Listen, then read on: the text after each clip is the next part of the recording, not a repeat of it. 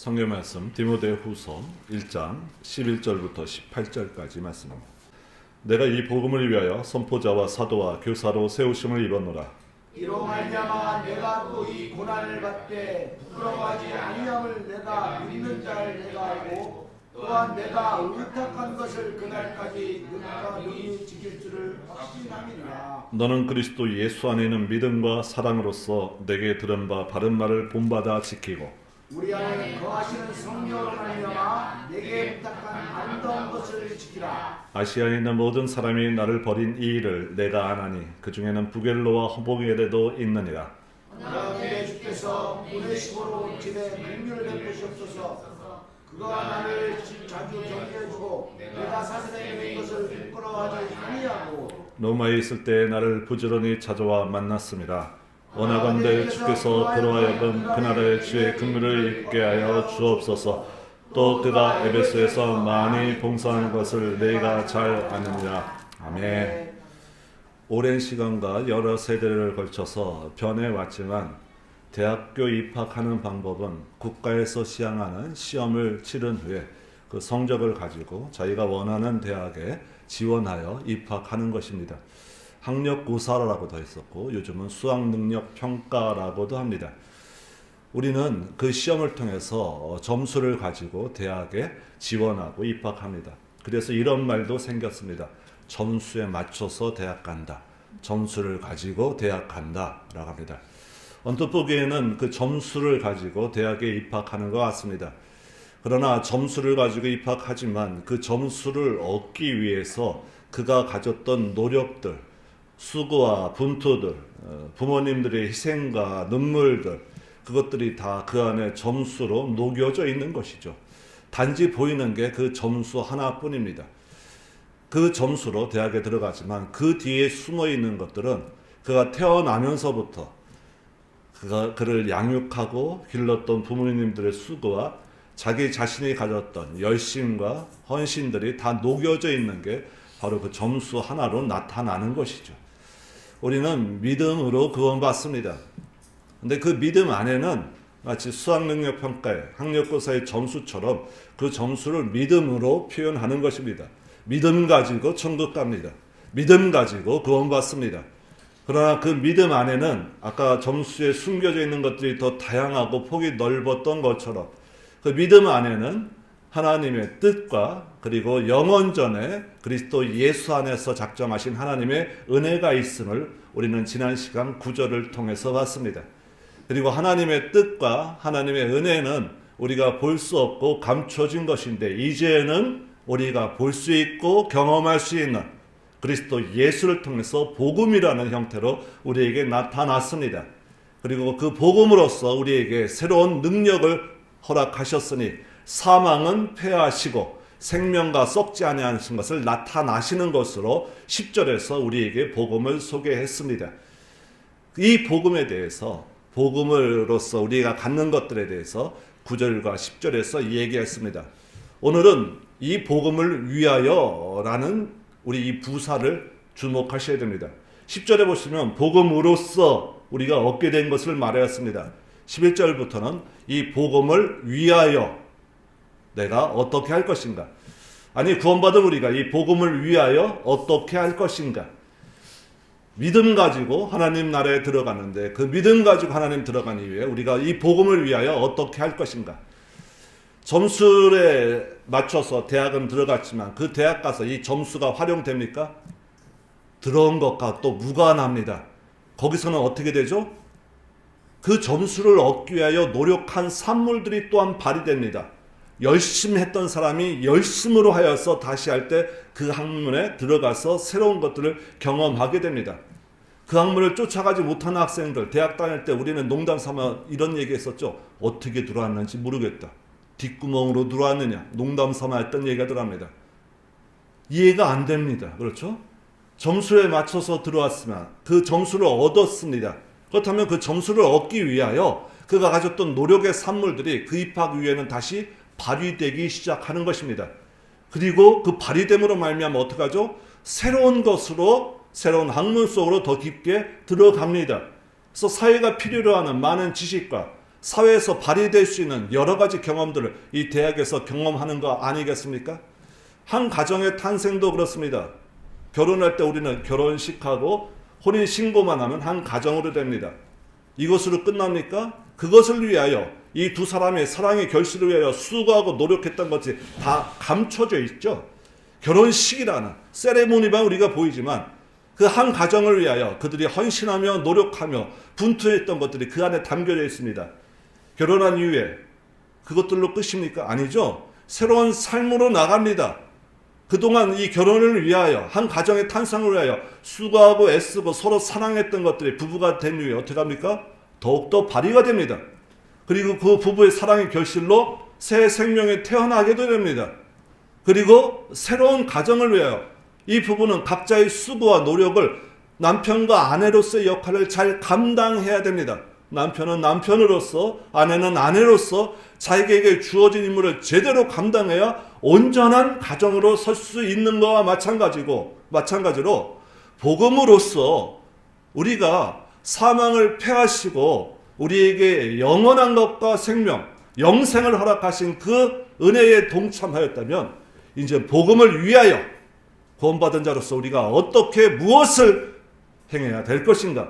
이것은 의무가 아니라 우리에게 허락하신 그 은혜의 감사로 인하여 영원전에 택정하신 그 하나님의 뜻에 우리가 감격으로 인하여 하나님의 은혜에 우리가 동참함으로 인하여 이 복음을 위하여 어떻게 나갈 것인가? 오늘 본문은 이 복음을 위하여 나타나는 신앙의 모습들을 우리에게 부탁하며 사도 바울은 자신의 삶을 소개하면서 이 땅에 살아가는 마지막 세대를 살아가는 우리가 어떻게 나갈 것인가? 전체적인 모습은 9절에서 봤습니다. 우리의 부르심은 어떻게 부르셨다고요? 거룩한 소명으로 부르셨다고요. 우리의 삶의 모습들은 거룩함으로 나타납니다. 이것은 전체적인 그림입니다. 기본 베이스라는 것이죠. 예수 그리스도와 같이 거룩하는 것이고 하나님의 은혜에 성품에 동참하는 게 거룩입니다. 이건 전체적인 베이스라면 구체적인 삶의 모습 속에서 신앙의 패턴은 어떻게 나와야 될 것인가? 사도 바울은 세 가지로 우리에게 부탁하며 자신의 삶을, 신앙의 삶을 간증하고 있습니다. 첫 번째 11절을 통하여 복음을 위하여 선포자와 사도와 교사로 세우심을 입었다라는 것입니다. 직분자로 세우심을 받는다라는 것입니다. 두 번째는 12절에 나타나 있습니다. 내가 이 고난을 받되 두려워하지 않습니다. 고난을 받는 것으로 삶 전체에 나타납니다. 그리고 세 번째는요, 13절과 14절 두 번에 걸쳐서 강조하고 있습니다. 13절 지키는 것입니다. 바른 말을 본받아 지키라고 합니다. 복음을 지키라는 것이죠. 14절 내게 부탁한 아름다운 것을 지키라, 복음을 지키라라는 것입니다. 그러니까 믿음으로써 하나님의 은혜가 그 안에 감춰져 있고 하나님의 뜻이 감춰진 것으로 구원을 받았다면 세 가지 형태, 직분자로 세우심을 받는 것입니다. 그리고 복음과 함께 하나님의 능력과 함께 고난에 동참하는 것입니다. 세 번째는요, 우리에게 부탁하신 말, 바른 말들, 아름다운 것을 지키는 것입니다. 이 세 가지를 우리가 성경 말씀을 통해서 좀 깊게 살펴보려고 합니다. 첫 번째는 선포자와 사도와 교사로 세우심을 받았다. 직분자로 받았다. 하나님께서 우리에게 허락하셨다. 자신에게 허락하셨다라는 것입니다. 사도 바울과 동일하게 우리도 하나님의 뜻과 영원전에 예수 그리스도 안에 감추어진 하나님의 은혜를 통하여 구원받은 백성들입니다. 사도 바울만 이렇게 세우심을 받은 것이 아니라 우리도 이 은혜에 동참하였으니 이렇게 직분자로 세워지게 됩니다. 꼭 장로님, 권사님, 집사님으로만 세워져야 직분자가 아니라 여기 나와 있는 것처럼 선포자, 사도, 교사 다 무엇입니까? 복음을 전파하는 자로서 하나님이 세우신 직분들입니다. 하나님의 백성 모두입니다. 하나님의 백성 모두가 밟는 땅에 하나님의 은혜가 선포되며 복음이 전달되는 방법이기 때문에 그렇습니다. 사도 바울은 이 디모데후서를 통해서 말씀하신 바를 많은 부분을 에베소서에서 공통적으로 우리에게 말씀했습니다. 에베소서로 잠깐 가봅니다. 4장 11절 말씀입니다. 에베소서 4장 11절. 그가 어떤 사람은 사도로, 어떤 사람은 선지자로, 어떤 사람은 복음 전하는 자로, 어떤 사람은 목사와 교사로 삼으셨으니 라고 합니다. 역시 동일하게 하나님께서는 교회 내에 직분자로서 세우시는 모습들을 우리에게 소개하셨다라는 것입니다. 그 직분자로서 세우기 전에 어떠한 것을 하셨는가? 7절부터 9절까지가 그 예수 그리스도의 사역에 대해서, 예수님께서 하신 일에 대해서 우리에게 소개하고 있습니다. 우리에게 부탁하신 이 직분자의 역할들은 뭐와 상관이 있느냐? 그리스도께서 하신 일과 상관이 있다라는 것입니다. 7절, 우리 각 사람에게 그리스도의 선물을 분량대로 은혜에게 주셨는데 이것은 이미 구약에 선포된 말씀이다라는 것입니다. 그리고 올리셨던 그분이 바로 올라가시면서 이 땅에 내려오셔서 하나님께서 우리에게 부탁하신 그 죄인들을 구원하시며 사망 권세를 이기시는 것을 그가 하시고 하늘로 올라가시면서 승천하시면서 이 땅에 있는 하나님의 백성들에게 선물을 주셨는데 그 선물이 무엇인가? 바로 교회에 허락하신, 하나님의 백성에 허락하신 직분들이라는 것이 11절의 말씀입니다. 그러니까 7절서부터 9절까지 10절까지 하는 말은 결국 무엇인가? 우리가 지난 시간에 봤던 것입니다. 이 땅에 오셔서 사망을 패하셨다라는 말씀을 봤죠? 그게 바로 예수 그리스도께서 하신 일입니다. 사망을 패하시고 뭐를 드러내셨습니까? 생명과 영원한 것과 썩지 아니하는 것을 드러내셨습니다. 바로 무엇이죠? 부활과 우리를 통한 영생함을 약속하셨습니다. 그게 바로 7절서부터 10절까지 하시는 말씀입니다. 그가 그러시면서 우리에게 허락하신 선물들이 있으니 바로 무엇이라고요? 교회의 직분들이라고요. 제가 많은 시간을 거쳐서 이 부분에 대해서 자세히 설명했습니다. 이 부분은 전쟁 용어라고 말씀드렸죠. 항상 전쟁에서 승리한 왕이 그 나라로 귀국하면서 백마 타고서 그 나라에 귀환합니다. 그러면은 백성들은 그 왕을 맞이하기 위하여 온 거리로 나옵니다. 만세 만세 부르면서 그 왕을 환영합니다. 그리고 그 뒤에는요, 함께 싸웠던 군사들 가운데 그 뒷무리에는 뭐가 있느냐? 전쟁에서 승리한 전리품들이 있습니다. 전쟁 포로도 있겠고 그다음에 많은 금은 보화도 있습니다. 그러면 거리에 나와 있는 사람들에게 승리의 귀환을 하면서 뭘 나눠주느냐? 그 전리품들, 사로잡은 사람들은 노예로도 나눠줍니다. 금은 보화도 자기 승리의 전리품으로서 내가 전쟁에서 승리했다라는 부산물로서 거기 나오는 백성들에게 마음껏 나눠줍니다. 이게 지금 7절서부터 지금 10절까지 하고 있는 말씀입니다. 예수님께서 이 땅에서 사망 권세를 이기시고 부활하시고 승리하신 이 승리의 전리품으로서 주신 것이 뭐냐? 여러분들에게 맡기신 직분자들의 임무라는 거예요. 교사로, 선지자로, 여기 복음 전하는 자로 각자에게 맡기신 은혜의 선물들이라는 것입니다. 왕이 자기 전쟁에 승리하였다라고 나눠주는 이 선물을 받지 않습니다. 나는 안 받습니다. 제가 이걸 어떻게 받죠? 이건 겸손이 아닙니다. 뭐죠? 이 승리를 부인하는 것입니다. 반역입니다. 그러므로 교회에 허락하신, 믿는 자에게 허락하신 이 직분자의 것들은, 직분자의 모습들을 하나하나 것들은 여러분의 의지와 결단으로 선택해서 받는 것들이 아닙니다. 하나님의 은혜의 선물들인 것입니다. 그리고 이것은 복음을 위하여 주신 하나님의 특별하게 부탁하신 명령 가운데 우리에게 주어지신 것입니다. 그러므로 우리에게 맡기신 직분자들을 개인의 판단으로서 내가 할 수 있느냐 할 수 없느냐, 나는 할 수 없습니다, 겸손을 가장한, 겸손을 빙자한 교만인 것입니다. 목회자 개인이 세우는 것 같지만, 교회의 어른들이 세우는 것 같지만, 이것은 결국 하나님께서 하나님의 뜻을 위하여 세우신다는 것입니다. 그것들 특별히 우리 교회는 이제 안수 집사님 안수식을 앞두고 있습니다. 누구를 통해서 선택했죠? 교회 성도들을 통해서 투표를 통하여 3분의 2 이상의 찬성을 얻게 하시고, 교인들의 뜻을 통하여 하나님은 그 뜻을 발휘하게 하시는 하나님의 놀라운 은혜 가운데로 이끄십니다. 결국 하나님의 일에 여러분들은 이 투표하는 순간부터 동참하셨던 은혜의 발걸음들이 있었음을 잊지 마셔야 됩니다. 투표로서만 끝나야 됩니까? 아니죠. 우리 직분자들이 올바로 설 수 있게 어떻게 해요? 기도해 주셔야 됩니다. 지금 우리는 지난주부터 우리 안수 집사님 교육을 시작했습니다. 어떤 것을 교육할까 하다가 많이 고민했습니다. 결국 뭘 했냐면요, 우리 예수교 장로회, 합동층, 헌법을 공부하기로 했습니다. 엄청나죠? 그 헌법 가운데 뭘 공부하느냐? 앞으로 이 안수 집사님들은 장로님이 되실 분들입니다. 장로님이 되시려면 장로 고시를 봐야 됩니다. 그래서 그때 가서 공부하지 말고 지금부터 함께 공부합시다 하고 지난주부터 공부하기 시작했습니다. 헌법이라 딱딱한 것 같지만 우리가 배운 신앙의 내용들입니다. 다시 한번 확인하는 것입니다.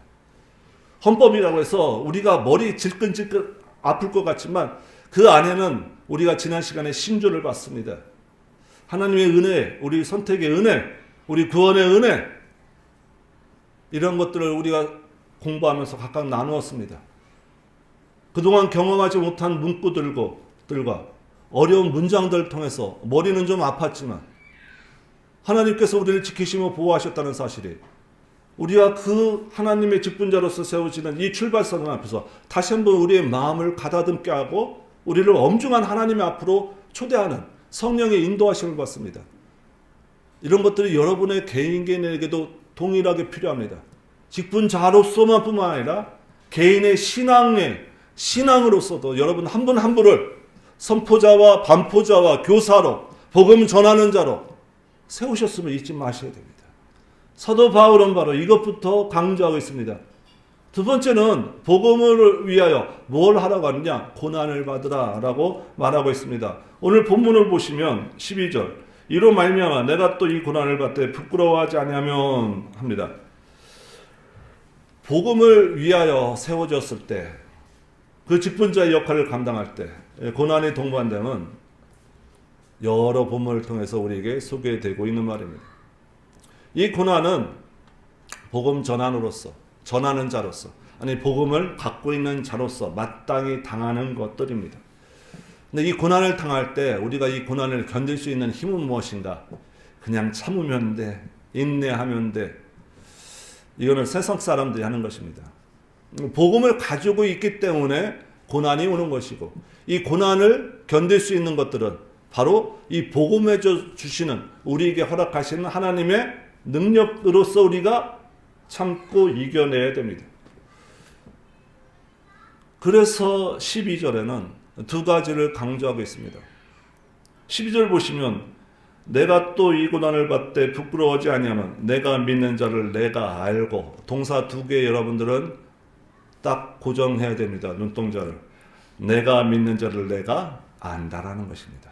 두 번째, 또한 내가 의탁한 것을 그날까지 그가 능히 지키실 줄을 확신함입니다. 두 가지 동사를 여러분들이 주목하셔야 되는데 내가 믿는 자를 내가 안다라는 것입니다. 내가 압니다. 두 번째는요, 내가 확신합니다. 결국 하나님에 대한 나의 아는 지식과 그 아는 지식을 바탕으로 믿음 가운데 그것을 확신하는 것, 두 가지가 필요한다는 것입니다. 그래서 하나님을 아는 지식이 매우 중요한 것입니다.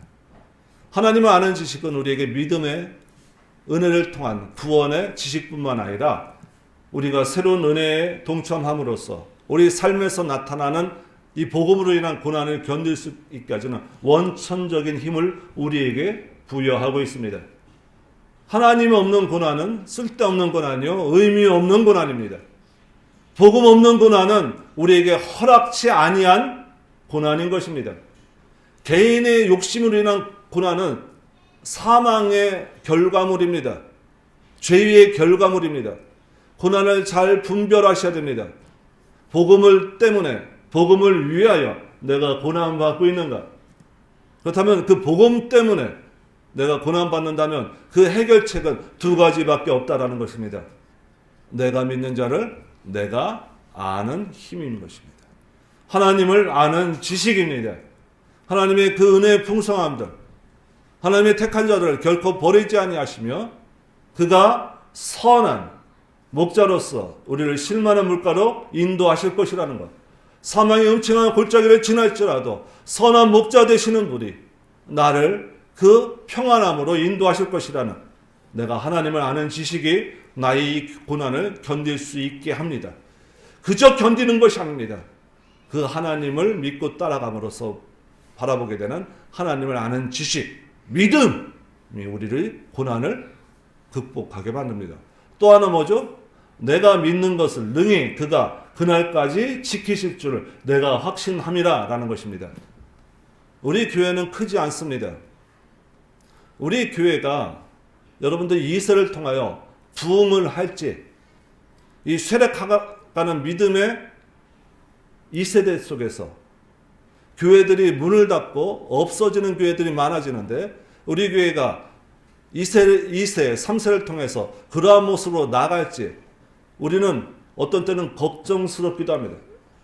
큰 교회들도 그런 걱정을 하는 교인들을 봤습니다.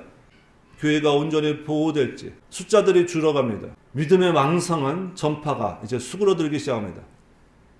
그러나 사도 바울은 지금 위대한 복음의 전파자로서 세워졌습니다. 이 한 사람이 죽어가면 이 복음은 마치 여기서 절단되어서 복음의 연결고리가 없어질 것 같습니다. 그리고 사도 바울뿐만 아니라 사도 바울과 거의 비슷한 시기에 사도 베드로도 순교를 당하기 시작합니다. 그들을 위해서 사도 요한도 죽게 되고 하나님의 세우신 제자들과 하나님의 백성들이 자꾸 죽어갑니다. 로마 시대의 박해가 이어집니다. 그렇다면 이 복음은 여기서 끝날 것인가? 사도 바울 이후에 사도 바울 같은 위대한 복음의 전파자가 이 땅에 다시 나왔는가? 그렇지 않은 것 같습니다. 그렇죠? 그러나 사도 바울 시대와 지금의 시대를 봤을 때 복음은 멸망했습니까? 더 커져갔습니까? 더 커져갔습니다. 이거는 복음의 아이러니일 수밖에 없습니다. 중국이 공산화되면서 그 땅에 있는 모든 선교사들을 내쫓기 시작했습니다. 이제는 중국 땅에서 복음이 죽어갈 것 같았습니다. 우리나라도 중국을 통하여 성경이 전파되고 그래서 우리나라에 복음이 들어왔습니다. 근데 그 중국 땅에서 선교사들이 다 물러가고 공산당에서 쫓겨나게 돼서 이제는 그 땅에서 복음이 다 사그러지는 것 같았습니다. 그러나 그 공산화가 되고 나서 세월이 흐른 이후에 지켜보니까 공산화 되기 이전에 선교사들이 들어갔을 때의 교인들의 숫자와 교회의 숫자보다 지금 공산화된 이후에 나타나는 교인의 숫자가 더 폭발적으로 늘어났습니다. 어떻게 설명해야 됩니까? 사도 바울이 확신한 건 바로 이것입니다. 내가 믿는 자를 내가 압니다. 이것으로 그치지 않습니다. 내가 믿는 것에 대한 내용물, 복음이 내가 죽음을 인해서 끝이 나는 것이 아니다라는 것입니다. 여러분들 때문에 복음이 흥왕하고 여러분들 때문에 복음이 멸망할 것 같이 보이지만 나 개인의 한 사람의 능력과 우리 교회 한 교회의 권세로 인하여 복음이 폭발적으로 부흥하거나 폭발적으로 쇠약하거나 그러지 않을 것이라는 것입니다. 어떻게 해요? 영원토록 지키실 것이라는 것입니다. 그것을 내가 확신한다라는 것입니다. 어떻게 확신할 수 있느냐? 이 고난의 외부적인 고난은 2장에서 자세히 다루게 될 것입니다. 그런데 내부적인 고난을 보니까 사도 바울에게 나타나는 모습들이 있습니다. 15절부터 18절까지 이 얘기가 왜 나오나 하실 거예요. 사도 바울에게 닥친 내부적인 고난입니다. 어떤 내부적인 고난이 있었죠? 15절 보십시오. 아시아에 있는 모든 사람이 나를 버린 일. 디모데후서, 디모데가 목회하고 있는 지역은 에베소 지역입니다. 특별히 아시아에서 최대 신앙의 거점 도시입니다. 에베소뿐만 아니라 아시아에 있는 모든 지역이 사도 바울을 버리게 됩니다. 왜 그러죠? 사도 바울이 복음을 전하다가 잡혀 들어갔습니다. 그리고 복음 전하는 자들을 다 감옥에 쳐넣고 있습니다. 그러니 이 아시아에 있는 사람들은 사도 바울이 전한 복음이 뭐라고 판단하죠? 가짜다라는 것입니다. 말로만 능력을 말했는데 자기 자신조차 구원하지 못하니 그게 능력이 있는 것인가? 마치 예수님이 십자가상에 있었을 때 내가 하나님의 아들이거든 내려오라라고 외쳤던 그 사람들과 동일한 말을 이 아시아에 있는 신앙인들이 하고 있습니다. 이 신앙인들 가운데 특별히 두 사람이 우리에게 소개되고 있습니다. 부겔로와 허모게네라는 사람입니다. 이 특별히 두 사람만 소개하지만 모든 사람이 나를 버렸다라고 얘기합니다. 내부적인 고난이 있습니다. 그런데 이 내부적인 고난으로 인하여 복음은 어떻게 될 것 같습니까? 안에서의 고난으로 인한 안에서의 이 분열로 인한 것으로 시작됐으니까 이 복음은 없어질 것 같이 보입니다. 그러나 그 가운데 하나님의 백성, 그를 돕는 자가 나타나기 시작합니다. 우리에게 한 사람을 소개하고 있죠. 16절 원하건대 주께서 오네시보로의 집에 긍휼을 베풀어 주옵소서라고 합니다. 오네시보로라는 사람을 소개하고 있습니다. 모든 사람이 사도 바울을 부르는데 특별히 두 사람을 우리에게 소개하고 있고 그 가운데 사도 바울을 끝까지 도운 사람 오네시보로 한 사람을 소개하고 있습니다. 아마 사도 바울 편에 섰던 자가 많지 않은 것 같습니다. 비율로 따졌을 때도 이 복음은 쇠락할 것 같이 보입니다. 그러나 이 복음은 어떻게 해요? 중단되지 아니하고 이 연약한 자들을 통해서 계속적으로 전파되기 시작합니다. 고난을 받는 것, 하나님의 직분자로 세웠어서 하나님의 나라를 위하여 가는 자들에게서 반드시 수반될 수밖에 없습니다. 그리고 외적인 고난들은 우리가 견뎌낼 수 있다는 것으로 우리에게 위안을 주지만 내적인 고난들은 어떻게 하죠? 배반합니다. 어제까지 같이 믿음을 얘기했던 자들이 나를 버립니다. 이 고난은 더욱더 특별하게 힘듭니다. 그래서 내부적인 이 고난들은 마치 복음이 죽어갈 것 같습니다. 이 복음이 정말 새롭게 시작되어서 하나님이 원하신 딱 끝까지 복음이 전파할 것인가, 이 내부적으로부터 먼저 문제가 일어나는데 그러나 언제나 교회 안에는 이 내부적인 고난이 수반됩니다. 한국 교회는 이 내부적인 고난들이 많이 발휘되고 있었죠. 그러나 그 가운데 어떻게 하시죠? 채로 걸러내듯 양과 염소를 걸러냅니다. 알곡과 가라지를 걸러내는 게 뭐죠? 내부적인 고난이라는 것입니다. 그때 가라주는 누구죠? 여기 나오는 부겔로와 허무게네입니다. 알곡은 누구죠? 오네시보로. 그러므로 내부적인 고난은 복음을 해치는 것이 아니라 그 가운데 하나님께서 원하시는 알곡과 가라지를 걸러내는 복음의 정수를 걸러내는 하나님의 도구로 사용되어진다는 것입니다. 그래서 이 고난을 이겨낼 수 있다는 것입니다. 하나님께서 복음이 망하지 않게 그날 올 때까지 능히 지키실 줄을 확신합니다. 내부적인 고난을 보더라도라는 것입니다. 특별히 이 오네시모로에는 집안에 대해서 축복합니다. 우리 봤죠? 16절 그 집에 긍휼을 베푸소서. 그리고 18절 보십시오. 또한 그 개인에게도 축복합니다. 우리 믿는 성도들 가정에 제일 많이 있는 성경 구절, 여러분들 사업체에 제일 많이 있는 성경 구절, 대개 이것입니다. 요한 3서 2절 말씀. 뭐죠? 사랑하는 자여, 내 영혼이 잘된 같이 내가 범사에 잘되고 강건하기를 내가 간구하노라. 누가 누구한테 한 말이죠? 사도 요한이 가이오 장로한테 한 개인적인 축복입니다. 근데 이 개인적인 축복을 우리는 왜 하나님의 말씀으로 알고 있고 우리에게도 그대로 적용되는 것을 우리가 기뻐하면서 그 문구들을 걸어놓습니까? 그를 통한 하나님의 축복이기 때문에 그렇습니다. 이 가이오 장로에게 했던 사도 요한의 말씀도 우리에게 엄청난 은혜의 축복의 말씀입니다.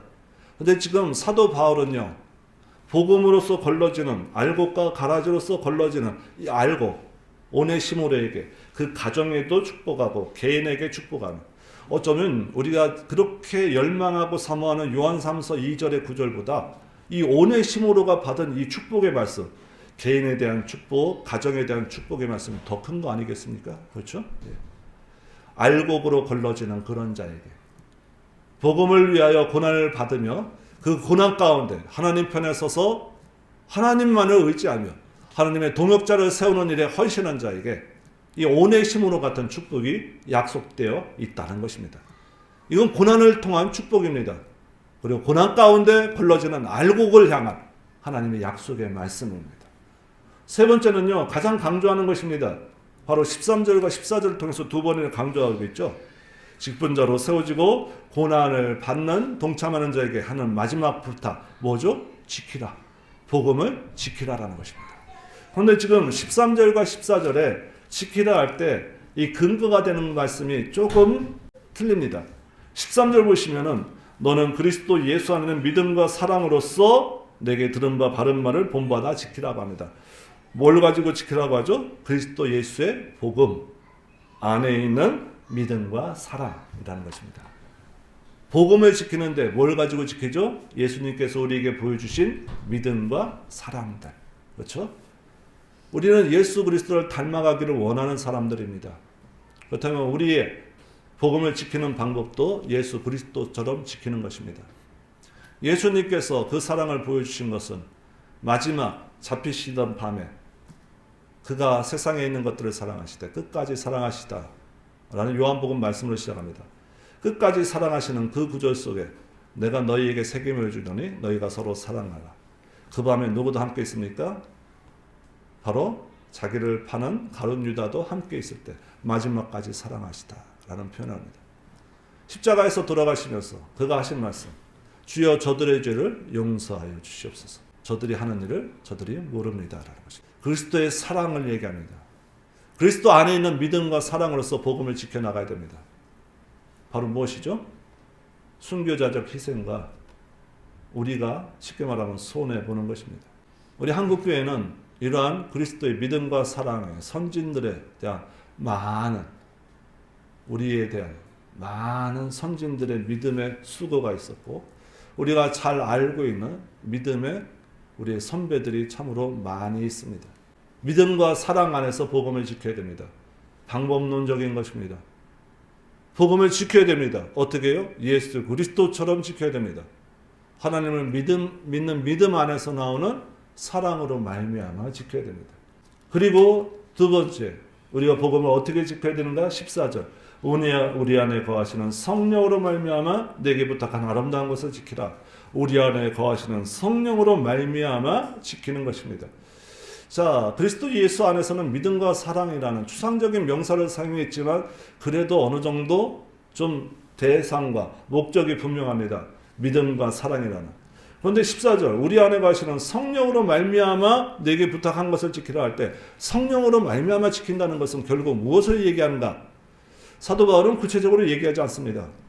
그런데 성령으로 말미암아 지킨다는 것, 성령으로 말미암는다는 게 무엇인가는 예수님께서 보다 더 자세하게 우리에게 설명해 주셨기 때문에 그런 것 같습니다. 요한복음 14장으로 잠깐 가봅니다. 성령에 대해서 구체적으로 얘기하고는 성령장이라고 우리는 얘기합니다. 16절 내가 아버지께 구하겠으니 그가 또 다른 보혜사를 너에게 주사 영원토록 너희와 함께 있게 합니다. 우리와 함께 합니다. 17절 하반절 그는 너희와 함께 거하시며 또 너희 속에 거하시겠습니다. 18절 그와 같이 버려두지 않냐고 우리에게 오실 것을 약속하신 보증하시는 분이 바로 성령님이십니다. 자, 이 성령에 대해서 말씀하시면서 시작이 뭘로 하시느냐? 12절 내가 진실로 너희에게 이르노니 나를 믿는 자는 내가 하는 일을 그도 할 것이요 또한 그보다 큰 일도 하리니 이는 내가 아버지께로 감이라. 아버지께로 가시기 때문에 우리에게 도우실 자가 없으시니까 성령이라는 하나님의 영을 우리에게 허락하십니다. 성령장을 성령에 대해서 구체적으로 얘기하시면서 뭐하죠? 내가 한 일도 할 것이요 나보다 더 큰 일도 하실 것이라. 성령의 능력으로서 출발합니다. 성령의 능력으로서 우리에게 말씀하시는데 어떻게 예수님이 하신 일을 우리가 하며 그보다 더 큰 일을 할 수 있는가? 첫 번째, 성령 안에서 하는 것들이 무엇인가?